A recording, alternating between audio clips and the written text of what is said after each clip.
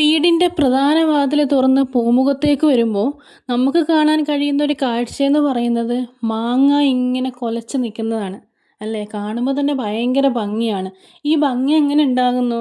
നമ്മുടെ ചുറ്റുവട്ടത്തുള്ള കുഞ്ഞു കാഴ്ചകളിൽ പോലും നമുക്ക് ആനന്ദം കണ്ടെത്താൻ കഴിയണം. എന്നാൽ മാത്രമേ നമുക്കതിലൊരു സൗന്ദര്യം ഉണ്ടാവൂ, നമുക്കൊരു സംതൃപ്തി ഉണ്ടാവൂ.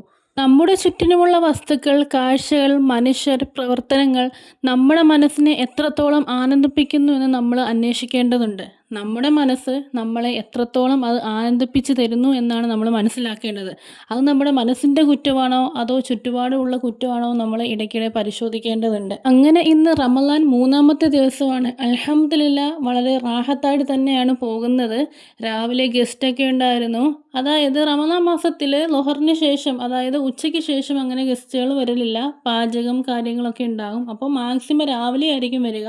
നോമ്പ് കാണാൻ പോവുക, അങ്ങനെ ഒരു ചടങ്ങുണ്ട്. നമ്മൾ സ്വന്തക്കാരുടെ അടുത്തും സുഹൃത്തുക്കളുടെ അടുത്തും അങ്ങോട്ടും ഇങ്ങോട്ടും പോവുക, എന്തെങ്കിലുമൊക്കെ നല്ല കാര്യങ്ങൾ വാങ്ങിക്കൊടുക്കുക എന്നുള്ളതാണ്.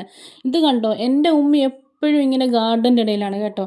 എനിക്ക് തോന്നുന്നു അവർ ജനിച്ച് വീണതേ ഗാർഡനിലാണെന്നാണ് തോന്നുന്നത്. എപ്പോഴും ഇതിൻ്റെ ഇടയിൽ ഇങ്ങനെ നോക്കി പറക്കിയിരിക്കാൻ ഭയങ്കര ഇഷ്ടമാണ് എൻ്റെ ഉമ്മച്ചിക്ക്.